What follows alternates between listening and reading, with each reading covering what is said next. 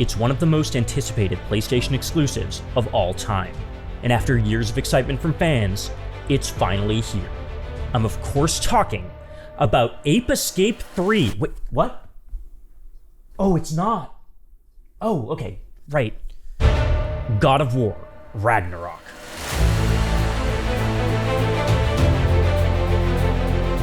Hi, I'm Giovanni Colantonio. I'm the gaming section lead at Digital Trends, and I'm here with my review of God of War Ragnarok. Now, in case you don't know, God of War Ragnarok is a sequel to 2018's God of War, which was a reboot of the God of War series that began on the PlayStation 2. Now, this game took a more mature approach to that action series. It was a more introspective, narrative-driven action-adventure game that still starred the god-killing, bloodthirsty Kratos, but he was a little more chilled out this time, or at least trying to be, and that's because he was traveling with his son, Atreus. Now, that game dealt with his struggles of not wanting his son to become like him and follow in his footsteps and repeat his mistakes, becoming a bloodthirsty god killer all his own. That made for a really beautiful experience that's kind of one of the best games of the last generation of consoles. Now, God of War Ragnarok obviously had to up the stakes because it's a sequel, and it did that because Ragnarok is coming, and that is kind of a big deal. Now, I'm going to say this up front. We're not going to get into spoilers here. I'm not going to talk about any specific story scenes, and we're not going to show any story spoilers or anything like that in the footage. But if you really want to know nothing about it at all, be warned, we're showing footage from the game. It is what it is. Now, this is the most important thing I'm going to say in this entire video. God of War Ragnarok is bigger than its predecessor, but bigger doesn't inherently mean better, and I want to stress that. This game kind of takes a more is more approach to development, and by that I mean it has a bigger story, more characters, more collectibles, more exploration, more jokes. God, does it have more jokes. Just a lot more jokes. Now, that's a bit of a double-edged sword. In some ways, it makes the game better. In other ways, it makes it a little bit worse, though worse is a really strong word when you're talking about God of War, which is just kind of great. But for the most part, it's kind of neutral. A lot of these changes are just more content, but not necessarily better content. And I'll give you an example of all three of these things in this review. And let's start with something that I think most people are going to be able to agree on with this game, which is that the action is fantastic here, and that should come as no surprise. It still uses the same combat system that made 2018's God of War great. Now, Kratos has his Leviathan axe from the beginning of the game, which is this heavy axe that he can chop enemies up with, but he also gets his Blades of Chaos from the jump too, and that adds for more variety right from the mix. In the previous game, Blades of Chaos came late in the experience, so it's nice to have them up front here. But what's really nice is that developer Santa Monica Studio builds on those systems really well. For example, elemental attacks are a much bigger part of the game here. By holding the triangle button, Kratos can freeze his axe, and that gives him access to new moves that can in turn freeze enemies. Similarly, the Chaos Blades can be kind of lit on fire, and that gives him new moves too. It just adds a lot more variety to the mix and more options when taking on enemies. Now, in addition to that, when you have more moves, sometimes it's really tough to get players to actually use them. Because, I mean, you kind of just want to use the most powerful one or two that do the most damage. And God of War Ragnarok has a great solution to that I think every action game should probably do at some point if it has a skill tree. As Kratos uses moves, he'll hit different tiers with it. And when he hits gold tier, he can actually augment that specific move with some sort of buff. So if you have a favorite attack, you can make it so it does more damage, or does more freezing, or makes him a little invulnerable when he's performing it so that he doesn't get interrupted out of it.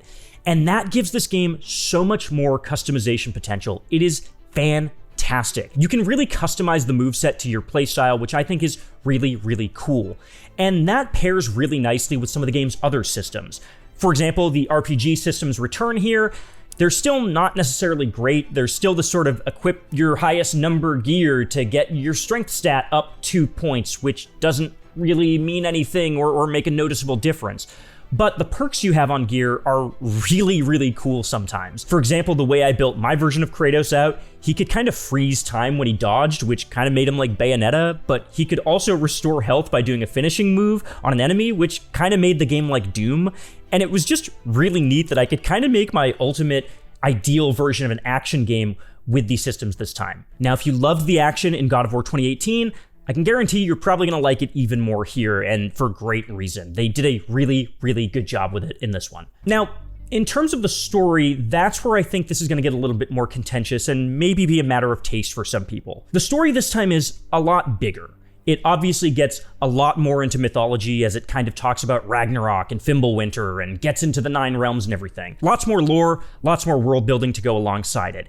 And that's cool, but I will say that the sequel doesn't feel necessarily as intimate as God of War 2018, which was kind of the best part about that game. And don't get me wrong, you still do get those moments. You have plenty of scenes of Kratos and Atreus speaking to one another and having these quiet interpersonal moments, but they're a little more farther and fewer between, and that's for a couple of reasons. For one, this game just has way more characters. I mean, there's a point where I swear to God it introduces like 6 characters who you've never met before at the same time, and suddenly you're kind of supposed to know who they are. And that gives the game a couple of weird problems, the biggest one being pacing. This is a very, very weirdly paced game. You will be kind of in the flow with Kratos' story and then suddenly go on a 3-hour side diversion with a character you've just met to get their entire story arc. Characters also tend to just kind of say their emotional state in this one. It's a lot less subtle, and to me, that makes this a weaker story overall. Mileage may vary here, you might like that a lot more, but it feels like a little bit of a more generic Hollywood action movie. That's fine, it's a sequel, you can expect something like that from this, but it's kind of a bummer considering that God of War 2018 was such a special narrative experience that really felt different than anything else. This feels a little bit more like a Marvel movie, a little more mass appeal, and again, that's okay, but it does lose a little bit of the shine because of it. Now, that's the good, that's the bad, but let's talk about the completely neutral. God of War Ragnarok does a lot of the same things that God of War does, and it doesn't add or subtract too much from that game, other than just kind of doing the same things again, but in higher quantity. A good example of that comes from, say, the exploration. In God of War 2018, you could explore the Lake of the Nines, which was this cool, small open world area that was just in the middle of the game, and you could just kind of come back to from time to time and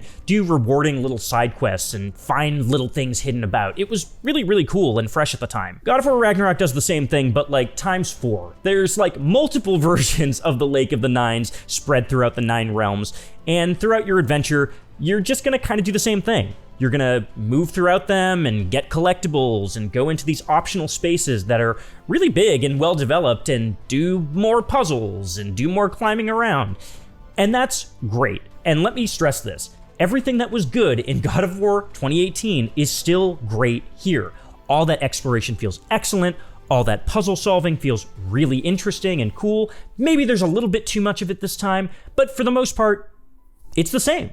Same quality, same very high quality this time. The thing is, it also feels a little bit less special because of that in moments. In God of War 2018, everything felt a little more distinct, and I think by copying things and doing them way, way more, you just sort of lose that a little bit. For example, your companion Mimir returns this time, who's this decapitated head who's on your belt, and in the first game, he was great comic relief. Developer Santa Monica Studio seemed to really agree with that, so they made him joke a lot more. Like, he's just quipping constantly or giving you hints about puzzles constantly. That's the kind of example where doing something 10 times more isn't necessarily for the best, it's just kind of more. There's one other thing that adds to the sort of feeling of stagnation here, which is the fact that this still feels like a PS4 game despite the fact that it's on PS5.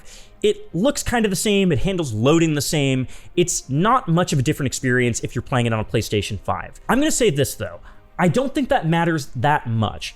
To be totally honest, God of War Ragnarok kind of feels like the second part of God of War 2018 rather than a full-blown sequel. It's kind of a conclusion to that story.